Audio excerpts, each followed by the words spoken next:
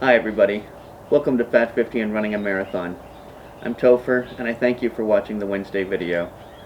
Well, last Wednesday I ended up rather behind because of a series of events that happened here in the US, and I won't rehash what we all know transpired, but it caused a bit of a delay, and for that I'm sorry. I ended up playing a little catch up this week, meaning that I didn't get any viable good research that I thought would apply to today's video, but I'm going to go ahead and do today's video anyway. Let me first say that I have lost 0.6 pounds since last week, so a little over a half pound.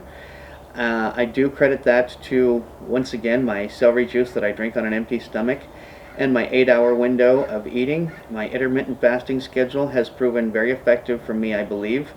I've noticed a lot of flab coming off, and that was pretty much the objective over these next 7 months until my 49th birthday, so I feel pretty good about that.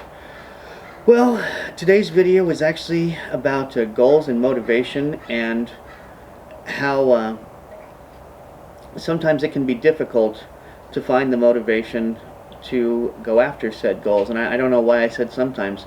The truth of the matter is, it's almost always difficult. It's just a matter of how difficult it is to go after said goals. And the thing about goals is that they're different than desires. They're different than pleasure. You can say I could very easily go up and get myself a cookie if that's my goal.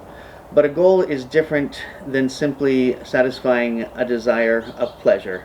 Pleasure and happiness are not synonyms, and motivation is something that, according to Mel Robbins, you're never really going to experience. And I say according to Mel Robbins, but many others have said that. And if you're familiar with Mel Robbins and her 5-4-3-2-1 technique, it's a technique that's proven effective for other people. I myself haven't had a lot of success with it. I have tried the approach. I'm thinking maybe it's time for me to give it one more chance. I will try to sum up the approach as best I can, and that is, when you're thinking about whether you should or shouldn't do something, or you're trying to come up with excuses to not do something that you know that you're supposed to do, you basically count backwards from 5 to 1, and then you do it. And you don't wait for the motivation. And I think something that Mel said, that with which I agree completely, and that is that motivation never really arrives. It's something that you have to accept is not going to show up. You have to do it regardless of how motivated you are to do it.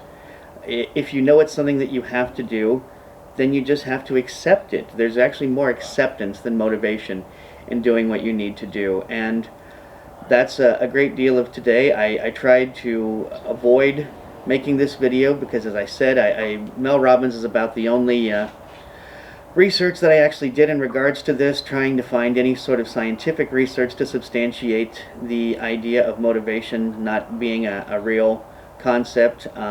And I didn't find much, and I apologize for that. I feel that today's video is a bit of a shortcoming, but nonetheless I am going to go ahead and get it done, and I'm going to do a better job next week. And I have something of an idea for next week, and I want to delve into it, and I've got plenty of time now in order to do that. And I'm going to be, next week will be, I think should be an interesting video. But I don't want to take any more of your time. I do want to let you know that there will be, this issue will be revisited. We will be talking about motivation and whether it's a real concept or whether it's something that we have created as a fantasy for ourselves. So remember, only by taking care of ourselves first are we capable of taking care of each other. Thank you again for watching.